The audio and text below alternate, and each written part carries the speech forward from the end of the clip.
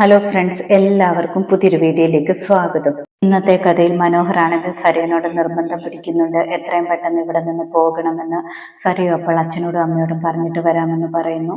അതേസമയം ശാരിയാണെങ്കിൽ രൂപയോട് പറഞ്ഞുകൊണ്ടിരിക്കുകയാണ്. സരയുവിനാണെങ്കിൽ ഏറ്റവും ഇഷ്ടം അവിടെ ആന്റിയുടെ കൂടെ താമസിക്കാനാണെന്നൊക്കെ. അങ്ങനെ പറഞ്ഞുകൊണ്ടിരിക്കുന്ന സമയത്താണ് സരയു വന്നിട്ട് പറയുന്നത്, മനോഹരേട്ടനാണെങ്കിൽ വീട്ടിൽ പോകണമെന്നാണ് പറയുന്നത്, അതുകൊണ്ട് പെട്ടെന്ന് തന്നെ പോകണമെന്ന് പറയുന്നു. രാഹുൽ അപ്പോൾ പറയുന്നുണ്ട് അവന് പോകണമെങ്കിൽ പൊക്കോട്ടെ എന്ന്. സരയു അപ്പോൾ പറയാണ്, ഞാനില്ലാതെ മനോഹരേട്ടൻ തന്നെ എങ്ങനെയാണ് പോകുന്നതെന്നൊക്കെ.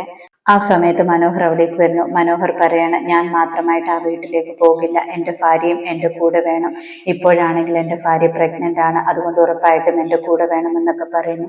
അത് കേൾക്കുമ്പോൾ രാഹുൽ ചോദിക്കുകയാണ്, 7-ാം മാസമൊക്കെ ആകുമ്പോൾ പിന്നെ എന്ത് ചെയ്യുമെന്ന്. മനു അപ്പോൾ പറയാണ്, ഇപ്പോൾ 1 മാസമല്ലേ ആയതുള്ളൂ, 7-ാം മാസം ആയാലും ഞാൻ എൻ്റെ ഭാര്യയെ വിടില്ല എന്നൊക്കെ പറയുന്നു. അത് കേൾക്കുമ്പോൾ സരയുനും സരയുവിന്റെ അമ്മയ്ക്കുമൊക്കെ ആണെങ്കിൽ ഒരുപാട് സന്തോഷമാകുന്നു. രൂപയാണെങ്കിലും മനോഹറിനെ സപ്പോർട്ട് ചെയ്യുകയാണ്. മനോഹർ പറയുന്നത് പോലെയൊക്കെ കാര്യങ്ങൾ ചെയ്യാനെന്ന് പറയുന്നു. രാഹുലും ഫാമിലിയും തിരിച്ചു വീട്ടിലേക്ക് ചെല്ലുന്നു. കല്യാണി കിരണും ആണെങ്കിൽ അത് കാണുന്നുണ്ട്. പിന്നീട് രൂപയും സേനനും വെളിയിൽ വെച്ച് കാണുന്നു. രൂപയോടാണെങ്കിൽ സേനൻ പറയാണ്, രാഹുലിനും ഫാമിലിക്കുമാണെങ്കിൽ തന്റെ കാര്യത്തിൽ സംശയമില്ലാതിരിക്കാൻ ഒരു കാര്യം ചെയ്യാമെന്ന്. താനാണെങ്കിൽ വസ്തു വിൽക്കാൻ പോവുകയാണെന്നും പണം തരാൻ പോവുകയാണെന്നും പറഞ്ഞിട്ട് രാഹുലിനെയും ഫാമിലിയും കൊതിപ്പിക്കണമെന്നൊക്കെ സേനൻ പറയാണ്. ഈ വസ്തു വിൽപ്പന തടയാൻ എൻ്റെ കയ്യിലൊരു മാർഗമുണ്ട്, അതിനുള്ള വഴിയുമായിട്ട് ഞാൻ വന്നേക്കാമെന്നൊക്കെ പറയുന്നു. പിന്നീട് അടുത്ത ദിവസം രൂപയാണെങ്കിൽ രാഹുലിന്റെ വീട്ടിൽ ചെല്ലുന്നു. സരയുവിനോടും സരയുവിന്റെ അമ്മയോടും രാഹുലിനോടും എല്ലാവരോടുമായിട്ട് പറയുന്നുണ്ട്, വസ്തു വിൽക്കാനാണെങ്കിൽ ഒരാളെ കിട്ടിയിട്ടുണ്ടെന്ന്. കച്ചവടം ഉറപ്പിച്ചിരിക്കുന്നത് 6 കോടിക്കാണ്. നാളെ തന്നെ അഡ്വാൻസ് 20 ലക്ഷം രൂപ തരുമെന്ന് പറയുന്നു. അത് കേൾക്കുമ്പോൾ എല്ലാവർക്കും സന്തോഷമാവുകയാണ്. ശാരിയാണെങ്കിൽ രൂപയെ പുകഴ്ത്തി പറയുന്നുണ്ട്, ഇവിടുത്തെ മനുഷ്യനാണെങ്കിൽ 5 കോടി 5.5 കോടിക്കാണ് വിൽക്കാൻ ശ്രമിച്ചത്, പക്ഷെ രൂപ ശ്രമിച്ചത് കൊണ്ട് 6 കോടി വരെ കിട്ടിയല്ലോ എന്നൊക്കെ പറയുന്നു. രൂപയപ്പോൾ രാഹുലിനോട് പറയണം, ഏട്ടനാണെങ്കിൽ നാളെ സരയു മോളെയും കൂട്ടിയിട്ട് വരണം, കിട്ടുന്ന അഡ്വാൻസ് ആണെങ്കിൽ മോളുടെ പേരിൽ തന്നെ കൊടുത്തേക്കാൻ വേണ്ടിയാണെന്നൊക്കെ പറയുന്നു. സരയു അപ്പോൾ പറയുന്നുണ്ട്, എനിക്ക് കാശിനാണെങ്കിൽ അത്രയ്ക്കൊന്നും അത്യാർത്തിയൊന്നുമില്ല എന്ന്.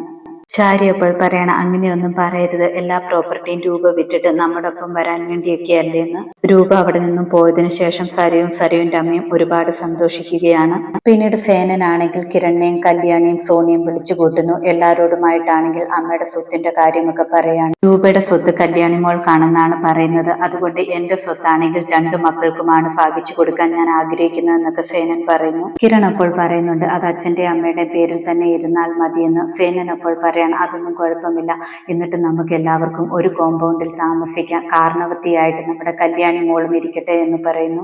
സോണി അപ്പോൾ പറയാണ്, കല്യാണി തന്നെയാണ് കാരണവത്തിയായിട്ട് നല്ലത്, കാരണം ഇവൾക്ക് സൗണ്ട് കിട്ടിയ പിന്നെ നല്ല സ്ട്രോങ് ആയിട്ടുണ്ടെന്നൊക്കെ പറയുന്നു. സേനൻ പറയാണ്, രൂപ എന്തായാലും സ്വത്ത് വിൽക്കാൻ വേണ്ടി പ്ലാൻ ചെയ്യുമ്പോൾ അത് തടയാൻ വേണ്ടി ഞാൻ ഒരു പ്ലാൻ കണ്ടിട്ടുണ്ട്, അതുപോലെയാണ് നാളെ പ്രവർത്തിക്കേണ്ടത്, അതുകൊണ്ട് നിങ്ങൾ എല്ലാവരും ഞാൻ പറയുന്ന ഒരു സ്ഥലം വരെ എൻ്റെ കൂടെ വരണമെന്ന് പറയുന്നു. എല്ലാവരും സേനന്റെ ഒപ്പം പോകാൻ തീരുമാനിക്കുന്നു. അതേസമയം സരയുവിന്റെ അമ്മയും ഒരുപാട് സന്തോഷിക്കുകയാണ്.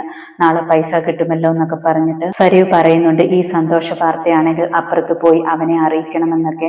ശാരി അപ്പോൾ പറയാണ്, ആ കാര്യം ഞാനും അങ്ങോട്ട് മോളോട് പറയണമെന്നൊക്കെയാണ് കരുതിയതെന്നൊക്കെ. എന്തായാലും രൂപ മക്കളെ അകറ്റി നിർത്തിയത് കൊണ്ട് എല്ലാ സ്വത്തുക്കളും മോൾക്ക് തന്നെ കിട്ടി, അല്ലെങ്കിൽ 3ആയിട്ട് ഭാഗിക്കേണ്ടിയൊക്കെ വന്നേനെന്നൊക്കെ പറയാണ്. സരയു അപ്പുറത്തേക്ക് പോകാൻ വേണ്ടി അമ്മയും കൂടെ വരുന്നോ എന്ന് ചോദിക്കുന്നു. അമ്മയാണെങ്കിൽ കല്യാണി അടിച്ച കാര്യങ്ങളൊക്കെ ചിന്തിക്കുകയാണ്. അപ്പോൾ വിചാരിക്കുന്നു പോകണ്ട എന്ന്. സരയുവിനോട് പറയാണ്, മോള് മാത്രം പോയാൽ മതിയെന്ന്. സരയു ആണെങ്കിൽ അപ്പുറത്തേക്ക് പോയിട്ട് വരാമെന്ന് പറഞ്ഞിട്ട് ഇറങ്ങുന്നു. ഇതോടെ ഇന്നത്തെ കഥ അവസാനിക്കുന്നു. പുതിയ കഥയുമായി വീണ്ടും കാണാം. താങ്ക്